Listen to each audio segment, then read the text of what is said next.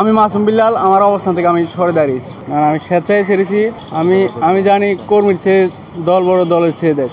ছাত্র দলের সম্মানিত জনাব রাকিবুল ইসলাম রাকিব ভাই এবং সম্মানিত সাধারণ সম্পাদক নাসির উদ্দিন নাসির ভাইয়ের প্রতি সম্পূর্ণ শ্রদ্ধাবোধ রেখে আমি জাতীয়তাবাদী ছাত্রদল মনোনীত বিপি মোহাম্মদ আশিকুর রহমান আশিককে সম্পূর্ণ সমর্থন জানিয়েছি।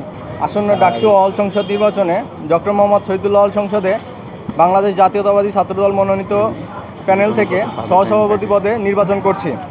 আমি প্রথমেই কৃতজ্ঞতা জানাচ্ছি আমাদের বড় ভাই মাসুম বিল্লাল ভাইকে আমাদেরকে সমর্থন ও সহযোগিতা করার জন্য।